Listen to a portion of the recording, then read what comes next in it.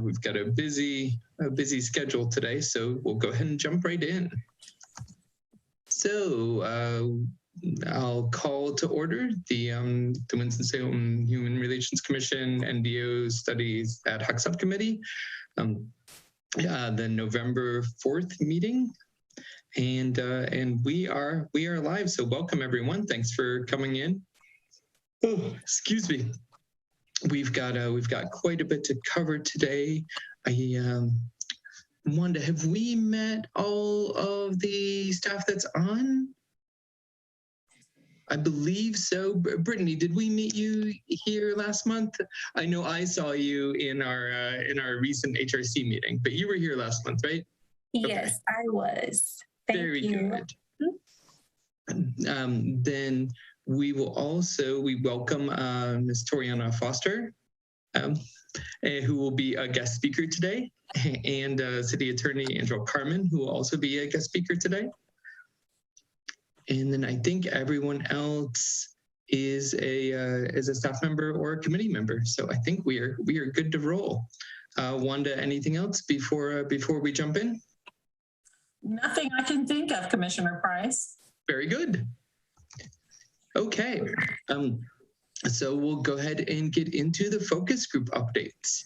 And we'll start with housing, which is DeAndre, Jake, Melissa, and Mir. Notes, which I started to take notes on last one, and then I got sidetracked, so I still have to finish those up. I extremely apologize. I will get that finished by watching the recording. But can I get a volunteer for secretary? Oh, that's right, Jake. You had already said that. Okay, thank you, sir. I'm going for this time, as long as it's rotating. I figure yes. We're 5 months or 5th meeting in. It's time for me to take a turn. I appreciate that. Okay, cool. Okay, so Jake will be taking notes today, and yeah, if you guys can go ahead with housing, who would like to talk? Is Mir on? Yep. Yeah, I'm here, but I don't have the notes in front of me right now. If you're not prepared, I'll go ahead. Thank you. Okay, no worries. So I've been meeting with the housing committee, and our last get together, we talked, just kind of updated on everything we were working on. We're really focusing on finding out what training is available currently in housing in the city, which includes shelters, apartment complexes. We're looking into the realty field as well, realtors, to find out what kind of training might already be available in those arenas. We're working on bringing that information together so we can figure out if there's anything that is in existence that is usable and that we could make a recommendation or share with the city. Let's see. We had a question on to what extent is the city's responsibility to inform the owners and the residents of the housing area to be proactive for the rollout of the ordinance in January. So that was one of the questions that we had come up with that we haven't gotten an answer yet, how that's going to be handled. And coming up with a list of recommendations and ideas on how to do that, how to disseminate that information to the residents and to the those people who provide housing within the city. Commissioner Thompson, could you repeat what you said that you have asked and you have not gotten an answer to? No, we haven't asked it yet. We asked the question in the house. Oh, okay. But yeah, I have not posed it to you yet. I'm sorry, I hadn't done that yet. So, but that's something before our next meeting that we'd like to get some information on. And yeah, that's what we talked about. And then is there anyone on the housing committee that would like to add anything else? Yeah, I would. So I did manage to find my notes. Sorry. So the question that I thought we were going to maybe bring to the HRC was, is it the city's responsibility to inform, let's say, owners, as opposed to, is it owners' responsibility to go and find out their changing responsibilities?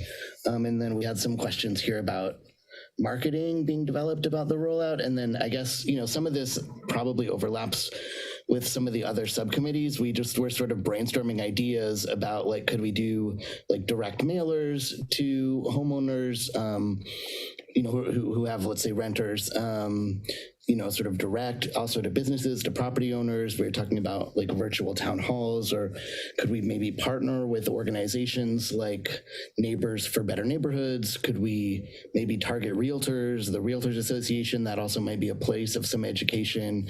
We were talking about HAWS. And yeah, I guess this obviously also overlaps with HRC, like as a place of educating tenants about their rights. And are there ways to more broadly educate tenants as well? And sort of what are the ways to do that? I think that was it. Maybe we were going to contact the Piedmont Triad Apartment Association to see if they were aware of sort of, is there any sort of training like this? Is there an overlap with maybe fair housing training? Is there an overlap with HUD? And is it can we work with sort of larger management companies? So that was, and I don't know again how much of this is in the hands of housing versus the hands of folks who are going to be doing the educational work. And if I may, I can answer some of that now, in that we already have a coalition of housing professionals with whom we work for our Fair and Affordable Housing Summit, on eviction diversion, mediation. We all have a pretty strong network and we meet regularly. And so every 2 weeks actually is what we're doing right now. And so that would be the group who would be able to help to get the word out to tenants and property managers, landlords, and so forth. This group is composed of all of that, all of those different organizations, many of which were mentioned, such as the Housing Authority, the Piedmont Triad Apartment Association, all kinds of other groups, Legal Aid, the county, Habitat for Humanity, United Way, DSS. I mean, it just goes on and on. So that is the group I think you're trying to get at. Financial Pathways of the Piedmont and Neighbors for Better Neighborhoods, all of those people we're already working with. We already have a coalition.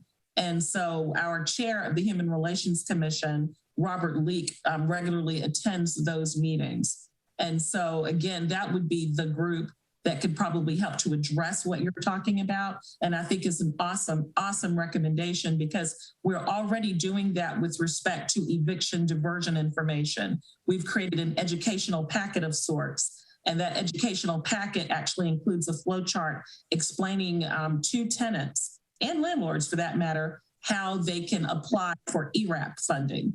So the funding that is supposed to assist people with rent and utilities, it kind of gives them a roadmap for how to do that, where to go if they have a discrimination complaint, and all of those things. So the education packet also includes a list of community resources. So if they need additional help, because oftentimes when people are facing eviction and other housing issues, they also have other lifestyle challenges that may also include hunger issues. Maybe they don't have enough food assistance. Could be that they need clothing, just other things like that. So we have a resource list that is kind of comprehensive in the sense that it's just not focused on temporary shelter. It has other things that are referenced as well on that list. And so I think that that may be the group who may be able to help you to accomplish what you've mentioned. I wonder what the next step is there. Is that integrating this non-discrimination ordinance information into those existing education packets? Is it something Alex may work on, or the new hires who are coming in who are going to be doing more of the training and outreach and education? Like, how does utilizing this great coalition that already exists, how does that become manifest? Okay, one thing too, Jake, I want to mention is that Alex is no longer with our staff. He has transitioned to another department. And so we are currently, well, we're currently advertising for his previous former position. So that is on the city's website. Just FYI, if you happen to know of someone. And of course, Alex is was DEI focused. This is NDO focused, and we are in the process now of conducting interviews for 2 NDO positions. One would be the investigator mediator. The other one would be solely dedicated to outreach and training. And so those people would be involved in that, and they would be taking the lead. With respect to how to use this group to get the information out, I think that the group, I will take the liberty of speaking for them and saying I think they would be open to any recommendations coming from you all. Certainly it could be a part of the education packet. I could see that. Or if you all have anything else in mind, I think that they would be open to that. But it does overlap with the fair housing information that we already get out to the community. We already have that information. And so fair housing law, of course, has 7 protected classes of persons, whereas our NDO, our local ordinances, has 17 protected classes. But again, the NDOs pertain to employment and public accommodations, whereas fair housing speaks specifically to housing.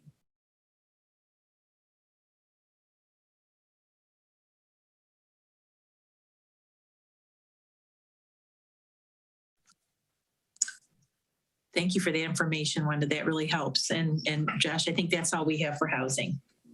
You're welcome, Commissioner Thompson. Okay, very good.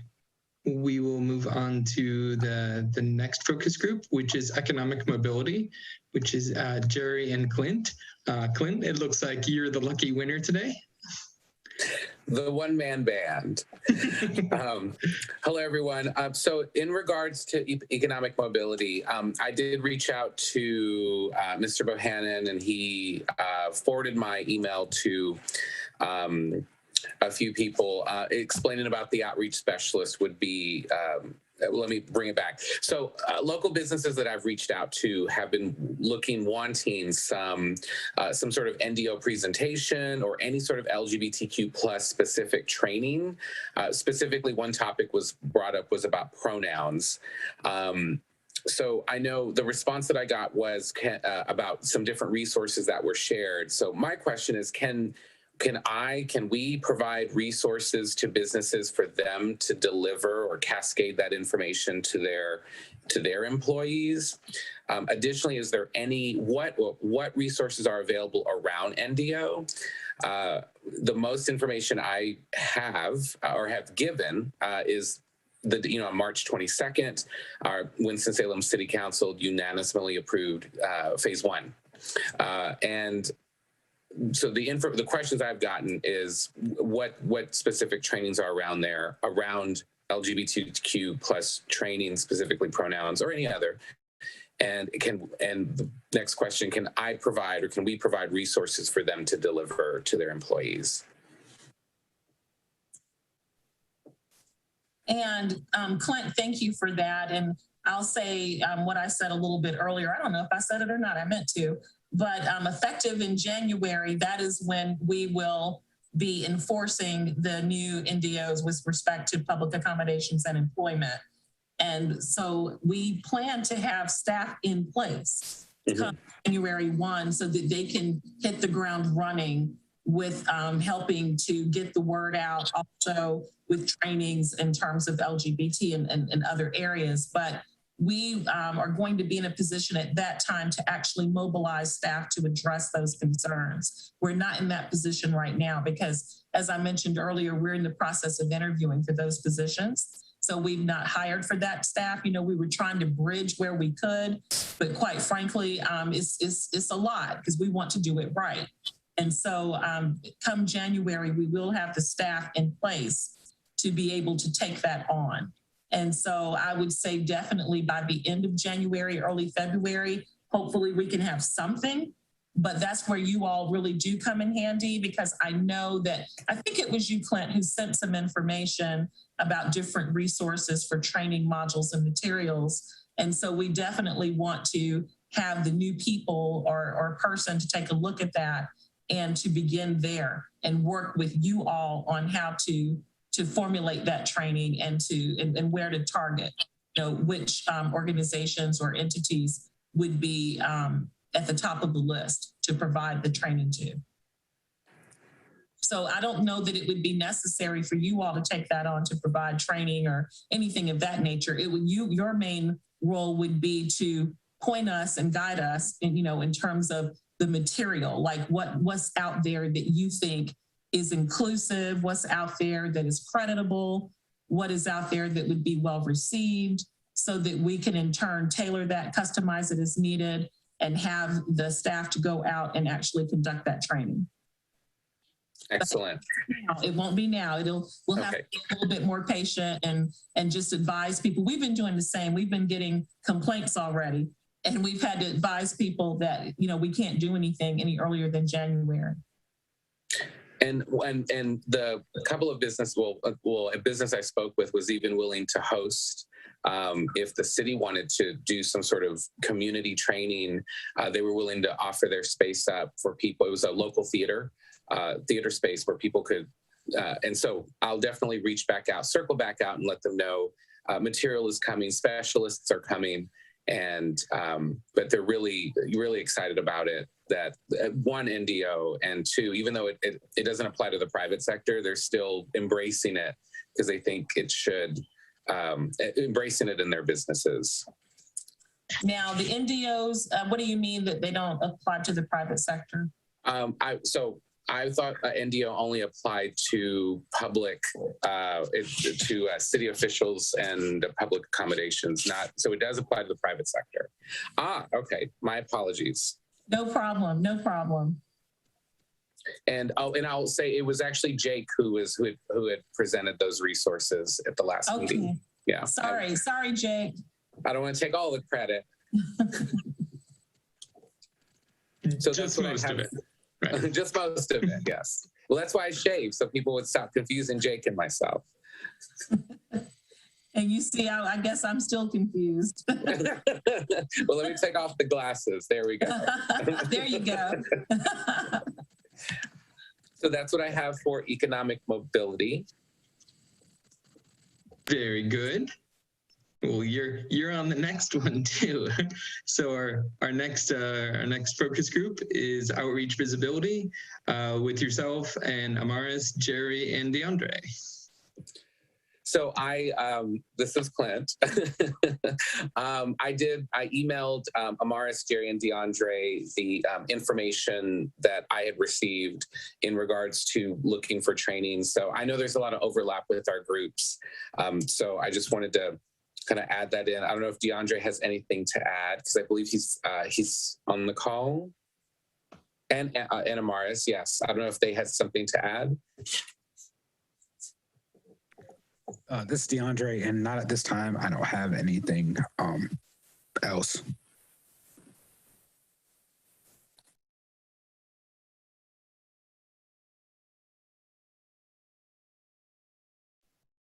Amaris, you're on mute if you're trying to speak. Sorry. Okay. Good afternoon. Can you hear me now? Okay. Yes. I was saying that I didn't have anything else to add other than I'm hoping that over this next month that we can just kind of make a little bit more progress and touch base with each other a little bit more. So that's just the goal I would like for us to have.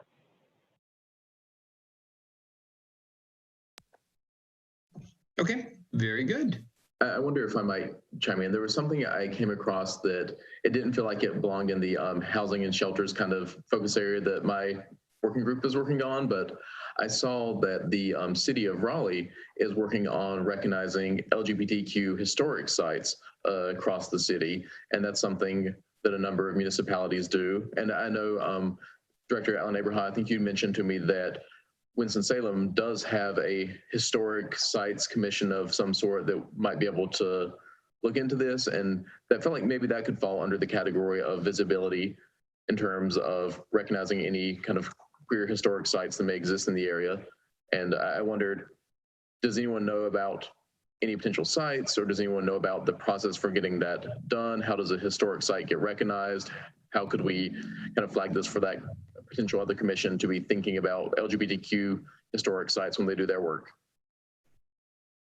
And Jake, I think that I had sent an email, probably, I think it was to everyone, basically mentioning the fact that I know that Michelle McCullough has reached out to you and she's tried to explain the process.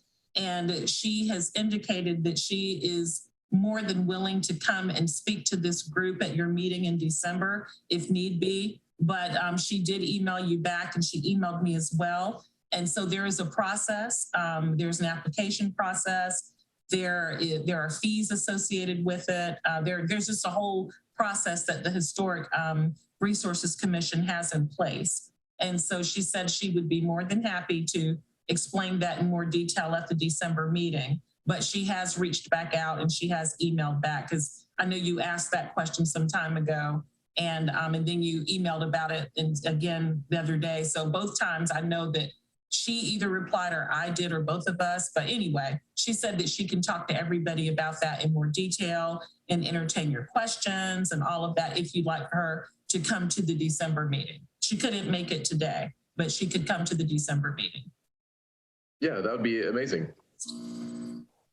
And I'll go ahead and drop in the chat. I'll grab the link I shared just because I saw Raleigh was doing it. And I thought that was kind of an interesting concept and might be good to look at. But I'll drop it in the chat if folks want to see. Is that the same link that you emailed out to? It is, yeah, it's the one I shared. Okay.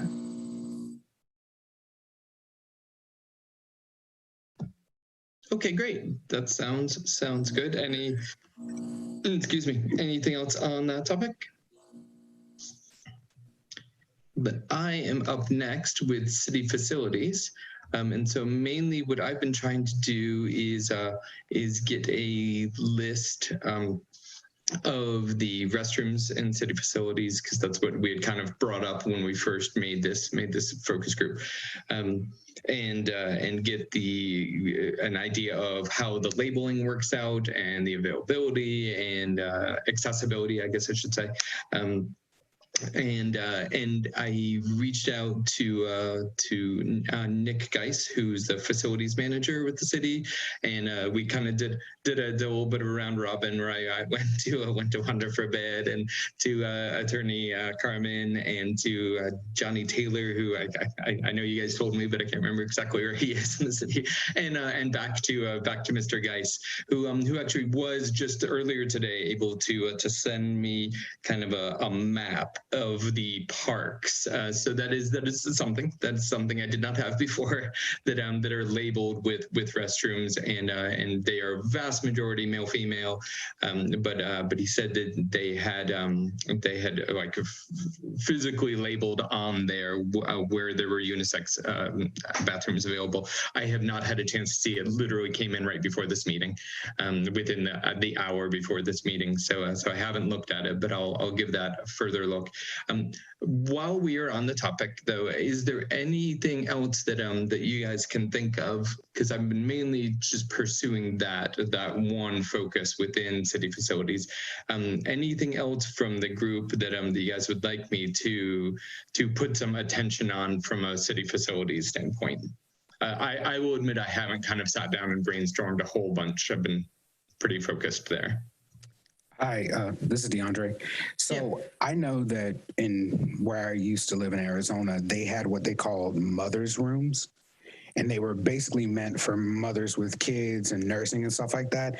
I don't know if the city has those, but I think that due to the climate and things changing, where people aren't just mothers who are giving birth to babies, the rooms, see if your rooms, they call them either nursing rooms or mother's rooms. I don't know if y'all have those type of facilities and what you call them. So that's something I guess worth looking into. Okay. Get note of that. Okay, very good. I will kind of add that to the list. Okay, well, that is my only update, but yeah, I did have a flurry of activity of that on that this week, so I'll get myself caught up with what I've got in my inbox, and we'll have more to go on next week, hopefully. Excuse me. Any other questions? Okay, we'll move on to our last focus group, which is myself and DeAndre.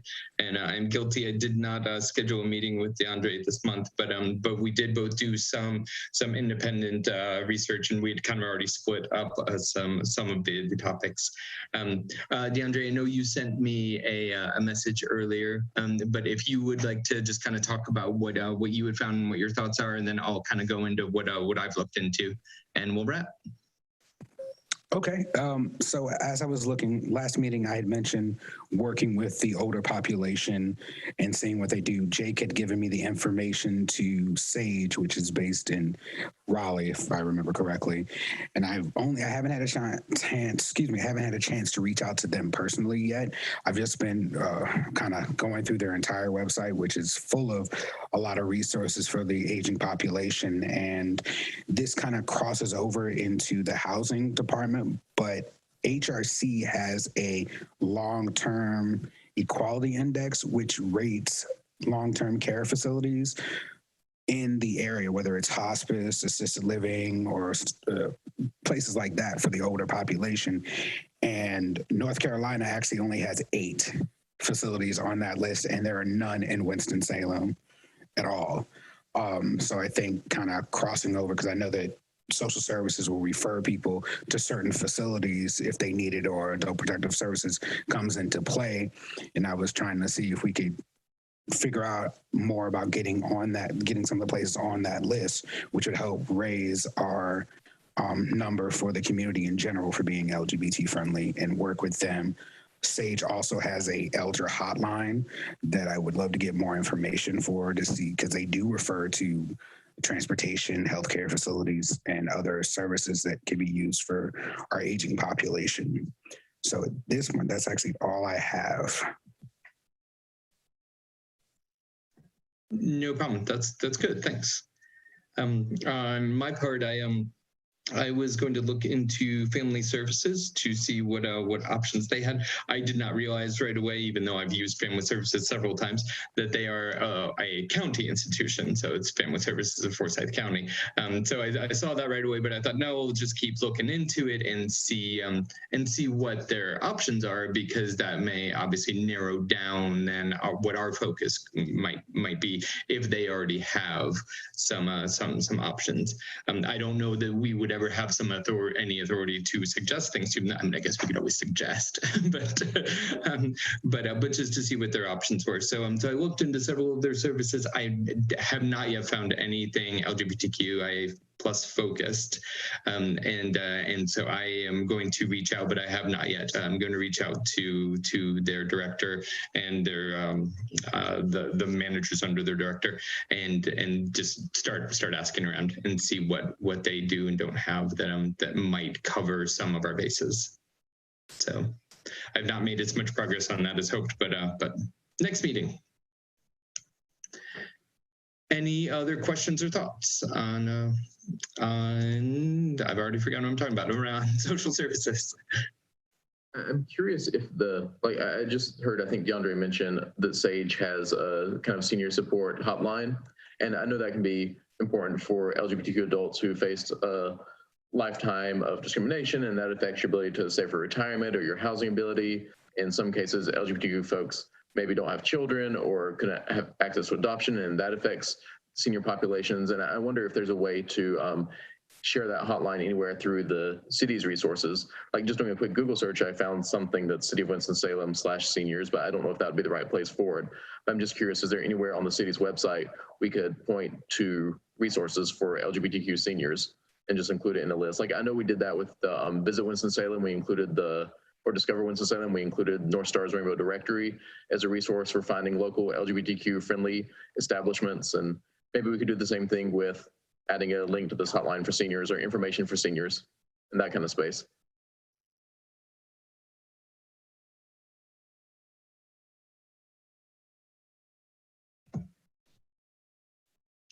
That seems like a good idea. Yeah, I don't know what our options there would be. Wanda, do you have any thoughts around that, or is that something we should look into? I don't have any any feedback with respect to that specifically. I think it would be worth doing a little more digging into, though. I do agree with that. Okay, well, we can take a look at the website then and see if there's anything that that jumps out as an option, and take the entry that you mentioned and see if we can find out who's in charge of that, who's behind that. So, okay. Very good. Any other questions or thoughts on social services? Then we will move to Director Ellen Abraha with updates on the commission and department. And Commissioner Price, I've actually jumped ahead and I've already provided what I'd planned to provide for this agenda item, which is about, what's been going on with NDOs and the positions and January 2022 and all of that. So unless anyone had any questions after or since I've reported all of that earlier, then that was the extent of what I was going to say. Okay, great. Okay, well, if there's no questions, then we will move to Ms. Toriana Foster for an equality MC update. Good afternoon, everyone. Thank you so much for allowing me to be here and inviting me back. I do apologize. I was supposed to be in this meeting last month and life happened, and so I didn't get a chance to be in this space with you all. My name is Toriana Foster. My pronouns are they and she, and I am the Triad Civic Engagement Coordinator for Equality NC. So all of the work that I do is here in Winston-Salem. It also spans through Greensboro and High Point. I am a Winston-Salem native. I am currently not living in Winston-Salem right now, but I lived there my whole life, and a lot of my family still live there, so it's very near and dear to my heart. I wanted to first thank you all so much for the work that you have been doing on the NDO. I am sure a lot of you have seen that NDOs are an uphill battle, and in many other places, we are just fighting to get the things where they need to be, but I wanted to thank you all so much for the work that you have been doing, but also offer that Equality NC has a lot of programming for things like LGBTQ trainings. We are here for you to be a part of any NDO partnering, any collaboration needs that you guys might have. We are also here to help partner with any community events that we may need or may not need to happen, so that people in Winston-Salem, High Point, and Greensboro have the opportunity, they have the access and the agency and the education so that they can live better lives and they can flourish in their fullness. I have been kind of listening and looking at different types of notes, and it seems to me that one of the biggest asks for this group has been around education, and there are so many resources around education, but if you ever need just a friendly face, just someone to bounce things off of, Equality North Carolina is here. We are more than welcome to provide any education, more than happy to host any education spaces, more than happy to partner. And we are also more than happy to help get all the way through the NDOs that are going to take effect in January 2022.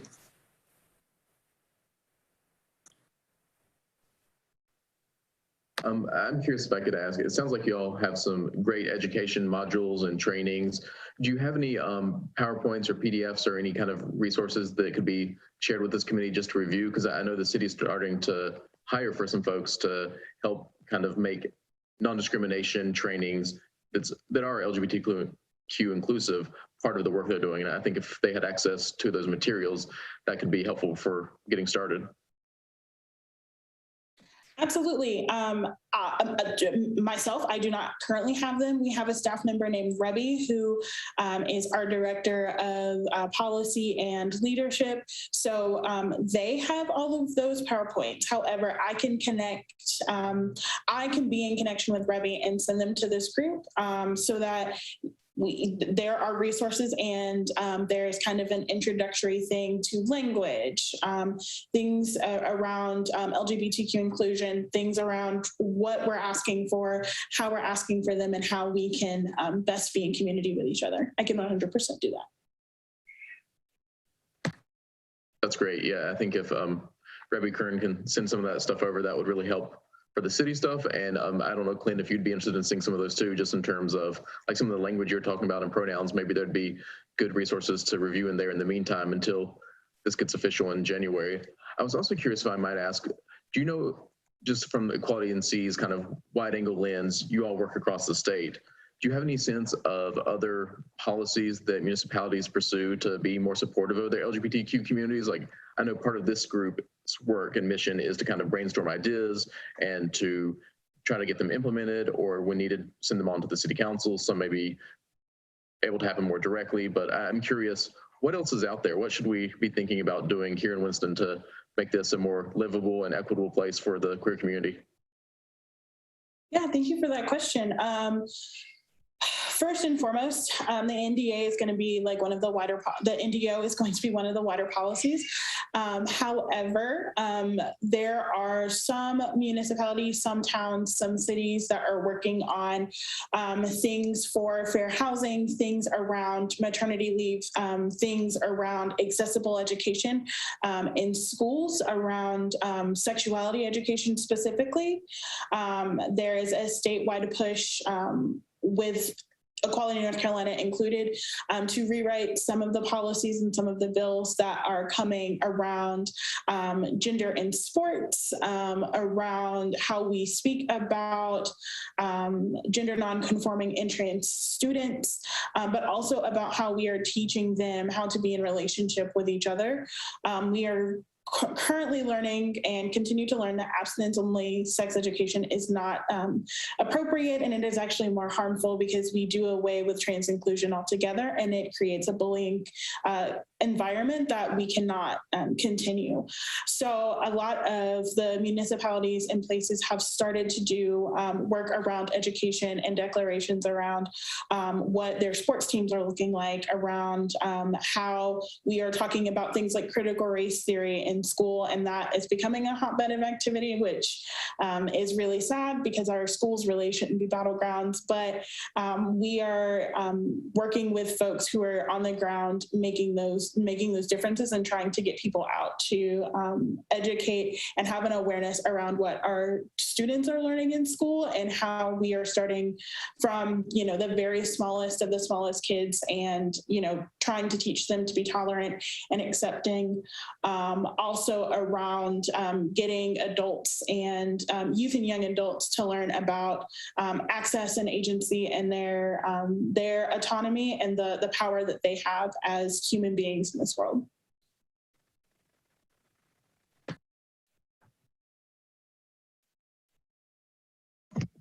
That sounds great. Thank you so much. Thank you. Any other questions for Ms. Foster? Then we will move to our next item, which is City Attorney Carmen. If you would like to go ahead with the training that you were planning to do today. Thank you, Chairman Price. Good afternoon, everyone. I hope everyone's doing well. I'm gonna see if Larry Bell can display the open meetings and public records law presentation, PowerPoint. Hopefully he can put that on the screen.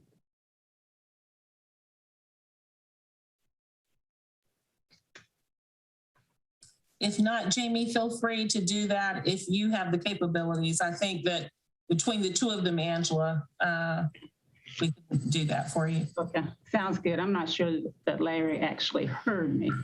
I know, that's true. So Jamie, if you don't mind, we'll start with the open meetings and public records law.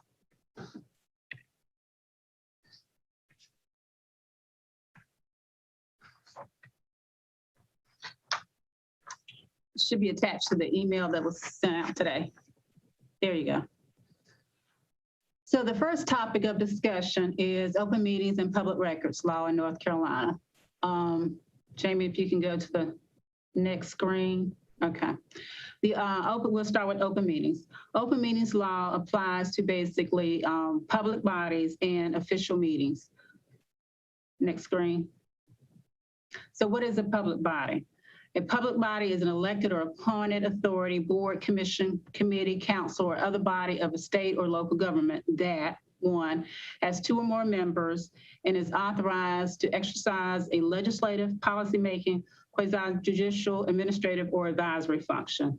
And the NDO study subcommittee is a public body in that you have two or more members and you serve an advisory function to the Human Relations Commission and ultimately the City Council. Next slide, please. So are all meetings of public bodies subject to the open meetings law? No, they're not. Only official meetings are subject to the open meetings law. Next slide. So what is an official meeting? An official meeting is basically a meeting where a majority of the members of the public body get together for the purpose of, one, conducting hearings, participating in deliberations, which includes collective discussion and collective acquisition or exchange of information, such as group site visits and field trips for the purpose of voting, or otherwise transacting public business. So if you all decide to get together socially to have dinner, is that considered an official meeting? No, it's not. However, if that dinner turns into a conversation about the work of the committee, city business, and so forth, you've now converted what is not an official meeting into an official meeting. And there are a lot of notice requirements that have to be met in order to have an official meeting and comply with the public records law. So if you all decide to get together for lunch or dinner, do so. It's fine as long as you don't try to discuss the business of the committee or the city. If you feel like you're going to have a dinner meeting where you may have that type of discussion, then we need to comply with the open meetings law, advertise that meeting, which means is also subject to the public potentially being a part of that. And we've had some meetings where councils had strategic planning where they've had dinner and things and discussed the business of the city, and we've had the media and other persons attend. So kind of keep that in mind. If it's going to be purely a social gathering, then it's not subject to the open meetings law. But if you feel like you may transition into city business or the business of the committee, then we need to comply with the open meetings law. Next slide. One of the things that I find myself having to sort of caution our committees about is the fact that you could have an email exchange that becomes subject to the open meetings law. In particular, if you have an email exchange with the entire body, where the entire body is directly getting information and you have members responding to the group as a whole. For example, if you have an email and a discussion is about what to put on the agenda for the next meeting, next month. And if that email goes out directly to everyone, that everyone receives at the same time and then starts commenting, add this to the agenda, add that to the agenda, then in essence, you've engaged in potentially an electronic meeting, an open meeting subject to open meetings law, which means you have to have meet the notice requirements so that the public knows and can participate electronically in that same meeting. So what I do, and you probably have noticed this, is that when I need to send something to the subcommittee, I'll usually send it to the chair or I'll send it to Wanda and blind copy everybody else, just in case or there's a desire to comment on the information that's sent out and to avoid the potential for everybody kind of commenting at the same time, exchanging information, and potentially violating the open meetings law. So if you have that type of information that needs to be sent electronically, my advice is to send it to the chair or Wanda and blind copy everybody. So that way, if a member decides to reply or respond to everybody, it'll go to the chair and Wanda and not everybody in the group. And that arguably avoids the electronic meeting, open meetings law violation. Is that clear? Any questions about that? Okay, next slide. Public notice requirements for official meetings of a public body. Basically, the law requires certain notice provisions be met, and there are 4 types of meetings. Next slide, please. And the notice requirements varies for the different meetings. So you have regular meetings, special meetings, emergency meetings, and recess meetings. And I'll just talk a little bit about each of those. Next slide, please. So the regular meetings are basically fixed by the public body. Usually at the beginning, once the public body is established, they'll come up with the meeting schedule, which you all did. I think it's the first Thursday of every month. And so that's your fixed regular meeting. And that schedule goes to the city clerk, and anybody who wants to know when you all meet is able to gain that information, gain access to that information. If for some reason that schedule changes, you decide you want to meet instead of the first Thursday of the month, you want to go to the second Thursday of the month, then the body needs to vote on that change, and that change will go again to the city clerk's office and will be maintained there so that the public will know when your regular meetings will take place. If you have, for example, a regular meeting on the first Thursday, and for some reason, a majority of your members can't make that meeting, say for December, then that regular meeting can be rescheduled. It can be rescheduled as a special meeting. And for a special meeting, you basically have to send out a 48-hour notice saying that the regular meeting has been changed from the first Thursday of the month to, I guess, the second Tuesday, whatever the date is, as long as you provide that 48-hour notice to the media so they'll know and the public will know when that special meeting will take place. The one thing about a special meeting is that you have to, in your notice, specify what the agenda items will be for that meeting, and you're pretty much limited to what you put in your notice for the special meeting. In other words, if you say in the special meeting, we're going to talk about restroom facilities, and that's all you say in that notice, well, that is what your special meeting is going to be about. So next slide.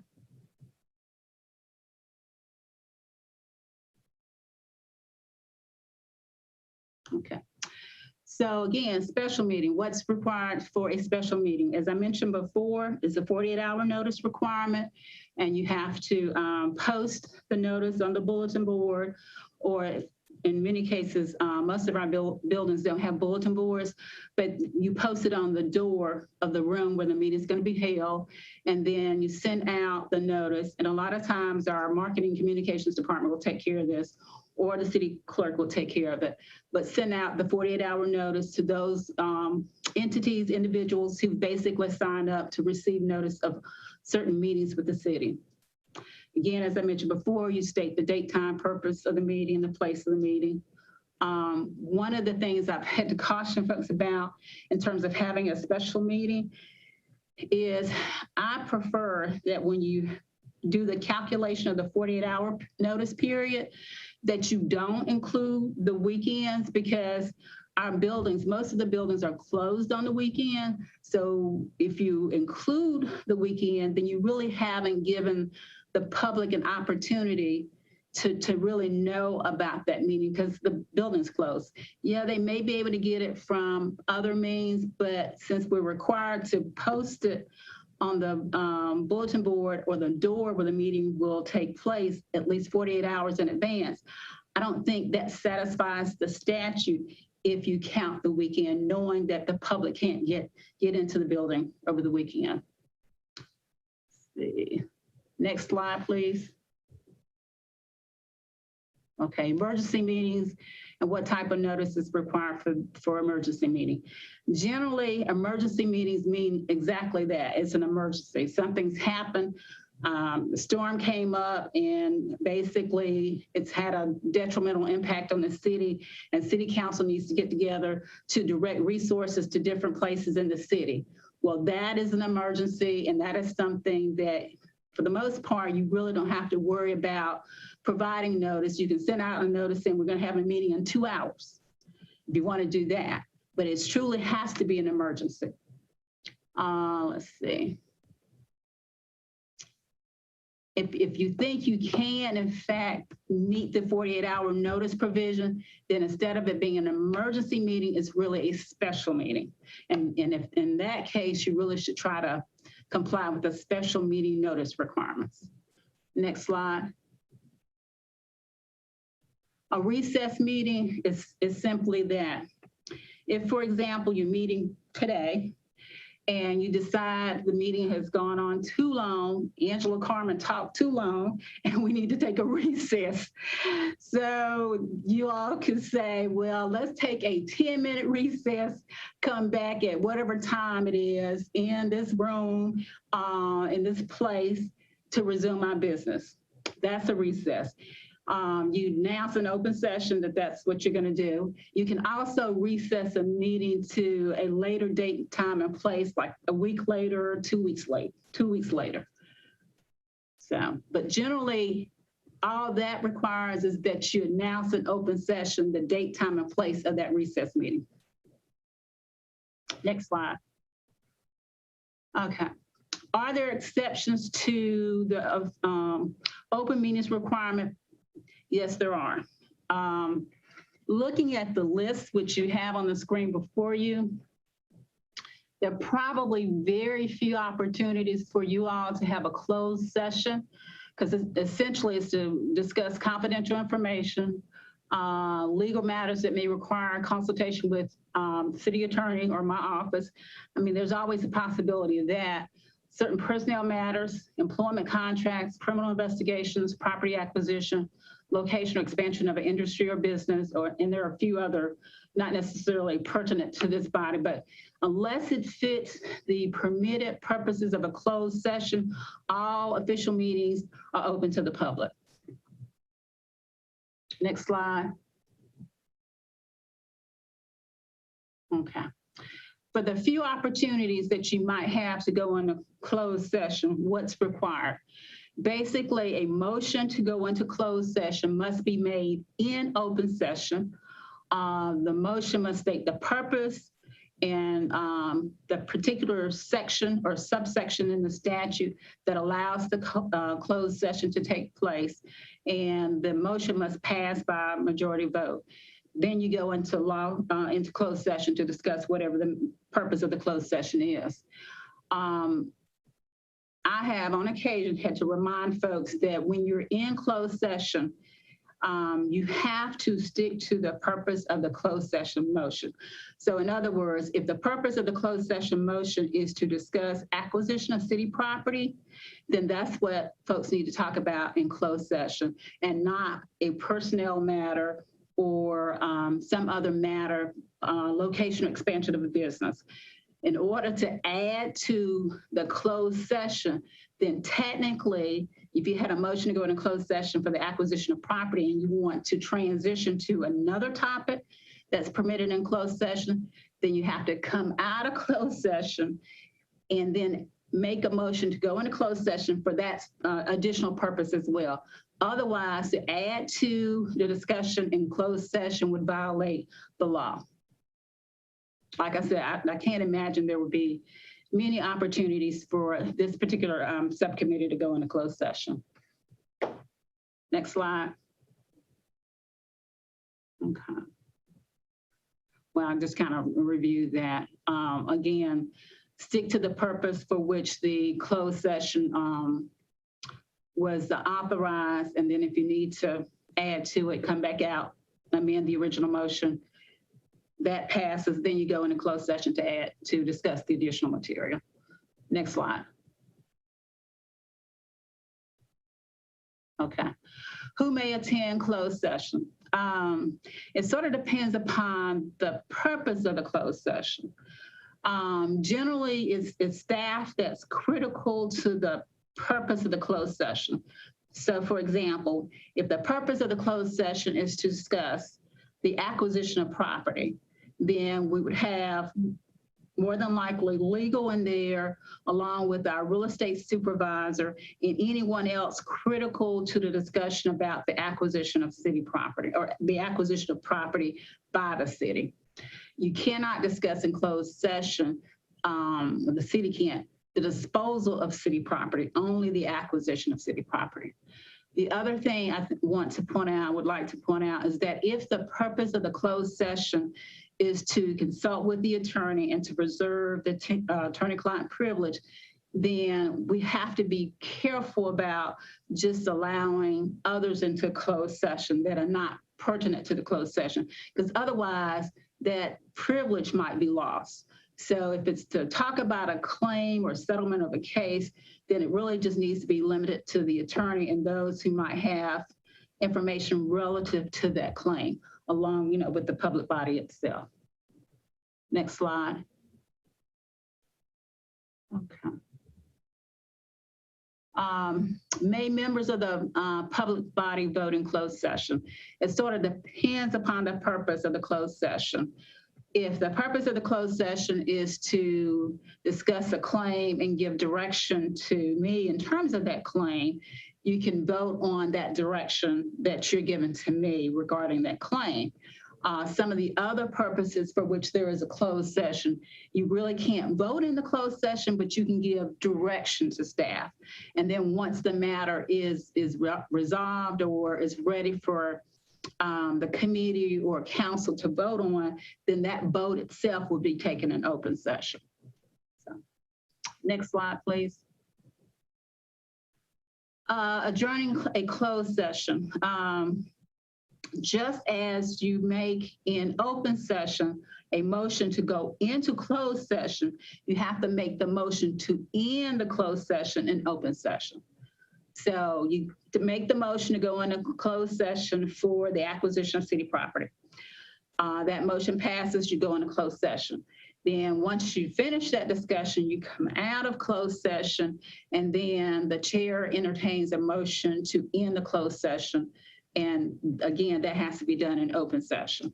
And I will say too, part of, I had to remind some folks, part of the reason we make the motion and identify the purpose of the closed session is so that the public can be informed as to why the public body is going into closed session. Now, you don't get into all the details, but they at least have a right to know why this body is going in closed session.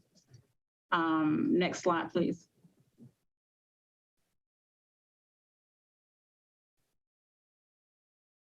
Okay.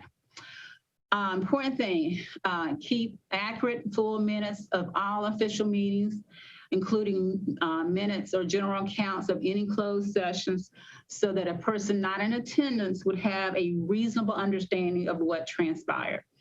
Now, with respect to closed session minutes, yes, we keep full and accurate notes as to what occurred in that closed session. But then the question is, who has access to those minutes? And it sort of depends upon whether or not disclosing the minutes would frustrate the purpose for the closed session. For example, if the purpose of the closed session is to consult with the city attorney regarding a matter relating to city business, could be a claim, lawsuit, something of that nature. Generally, those minutes will be kept confidential, so you do not lose the attorney-client privilege. And I say generally because if it's regarding a settlement of a lawsuit, once that lawsuit has been settled, that settlement document becomes a matter of public record. Now, the minutes of what was discussed in closed session does not become a matter of public record because it may be some sensitive stuff that the body wanted to discuss with me in terms of their thoughts about why the matter should be settled. So I would argue that those minutes still remain closed and not subject to public disclosure, because to do so would frustrate the purpose for the closed session, which was to talk confidentially with the attorney about why certain things should be handled or done a particular way. Next slide. Consequences of failure to comply with the open meetings law. The open meetings law statute was amended a couple of years ago so that the consequences of not complying are much more substantial now than they used to be.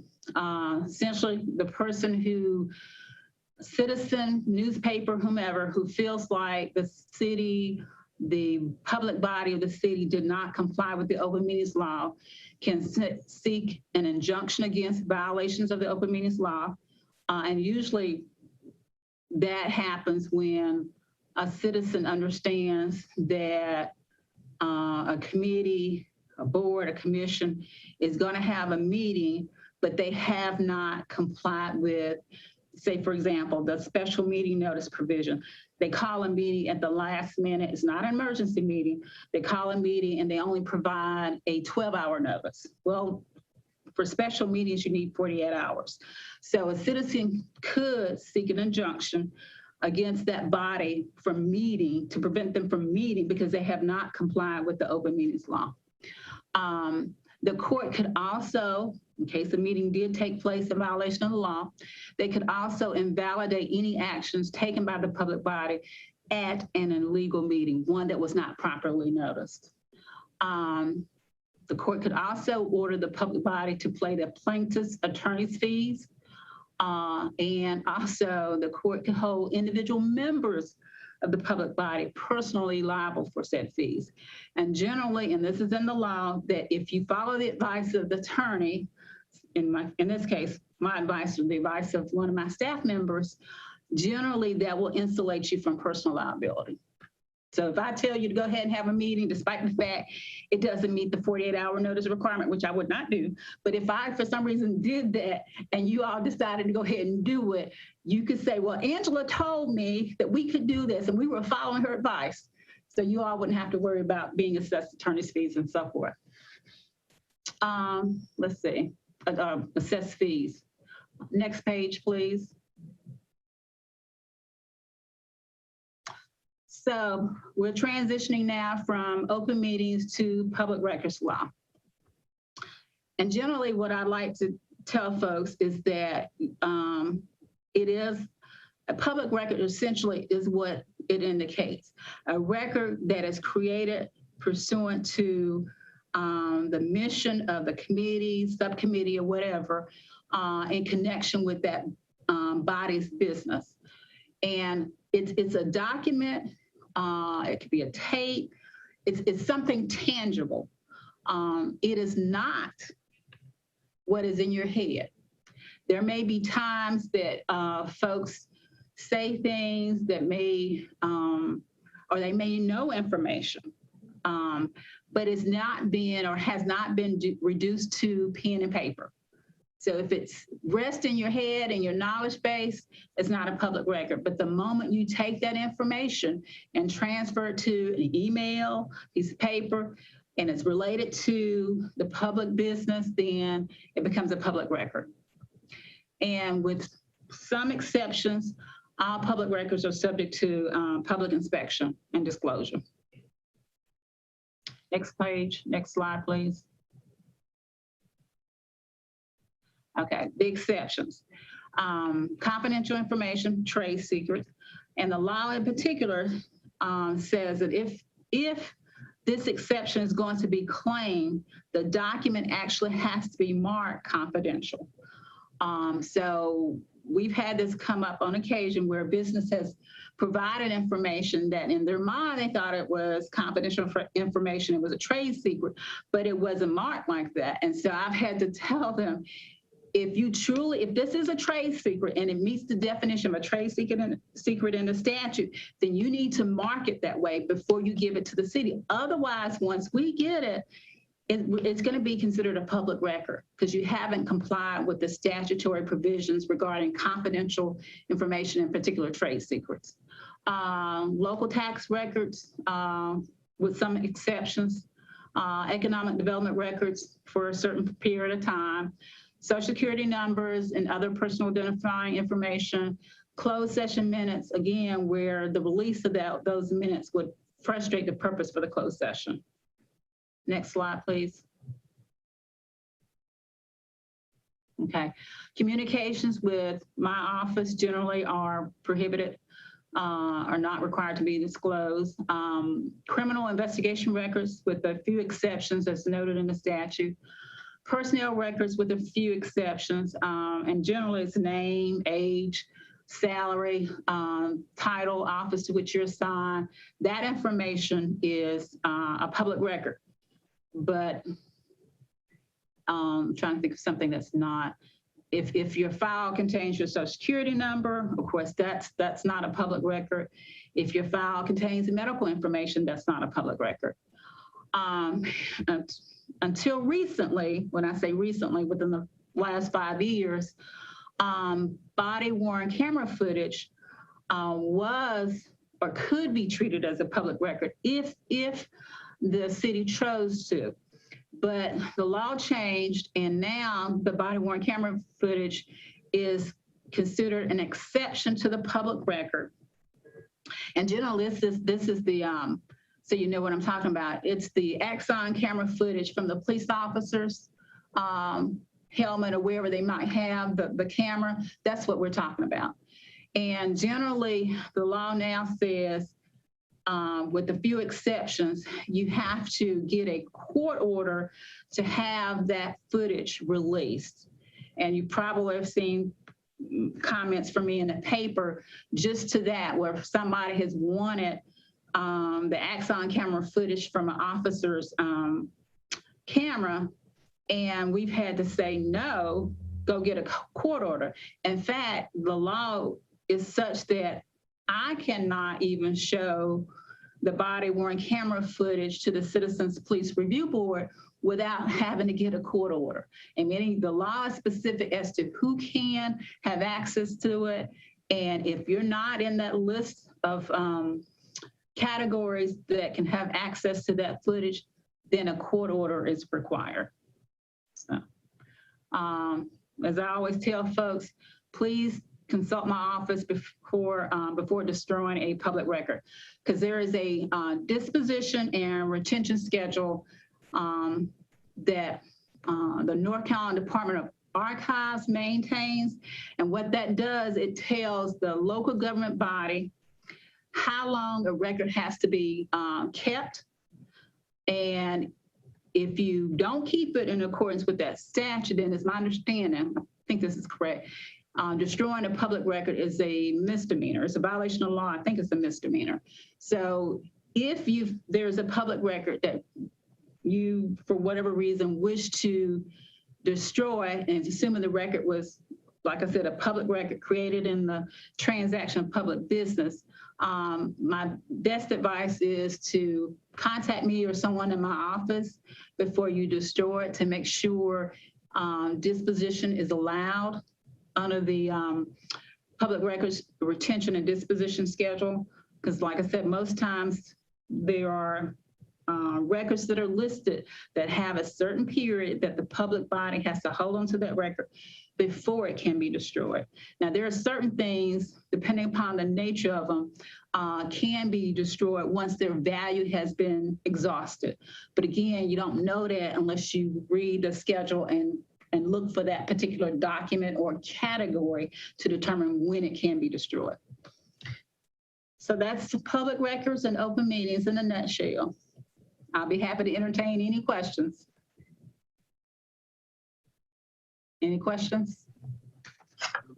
Okay. Yes. Since I'm doing our minutes for today, should I save the Zoom chat and include that in the minutes? And generally are private Zoom chats allowed during, like I haven't done any private chats today, but if I shot a message to someone saying, hey, here's a resource I think could be useful, like, is that allowed? Everything you do that's in connection with public business, unless it fits into one of those exceptions, is a public record and you should retain it. Okay. So the short answer to your question is to retain it. And I understand people may have private chats, but if it is about the business that you're supposed to be carrying out for the city, don't consider it private, because no matter what label you put on it, if it meets that public records definition, it's a public record. And I've had to even remind some folks who will take their phone and send text messages, that those text messages, if it's about the business of the committee, is a matter of public record. And yes, I haven't had to do it lately, but there is a device that IS has where these messages can be retrieved. So I always tell folks, if it's something you don't want the public to know about, the best thing to do is probably have a conversation. So please keep that in mind. Any other questions? We have ethics. Do y'all want to go into ethics today or say that for December? It's 5:12. I'm amenable. I don't want to be accused of boring you all or keeping you all too long. Considering that we've already had 2 of our members drop, I think saving it for December is probably the smart thing to do. I think so too. And that's I wouldn't want to rob them of this experience. Of the 3 topics, this is probably the most important. So I agree. Okay. So I'll join you all in December. And if there are any questions, feel free to reach out to me directly, call me if it's kind of sensitive, or you can email me. Otherwise. Or have a conversation. Yep. Conversations work well with me. That's wonderful. Thank you so much. We really appreciate it. Sure. Happy to be here. Thank you all for inviting me. Like I said, I'm always available for questions. Excellent. Okay. Oh, dang it. I got off my agenda. So now our next agenda item is any community updates or events that anyone wants to share. Okay, well, if we don't have anything else, then the last item is to adjourn. Any last minute questions or thoughts? Wonderful. Thank you so much for coming today. Thank you very much to our speakers, and have a wonderful evening. City Attorney Carmen, you had something? I'm sorry. No, just as a reminder of the training that I sent to you all, there's a video and the form. If you all have not had a chance to look at it and send me your form, please do. Thank you. And we will work on updating that video because I realize it has some age on it. And with the city's ordinance now being much more inclusive, we also need to make sure the video is inclusive. Yeah. Okay. So, all right, that's it. Sorry. Oh, no, thank you so much. Okay, well, with that, we will adjourn for today. Thanks everyone for coming, and we will talk to you in a month. Thank you, City Attorney Carmen. Thank you. Glad to be here.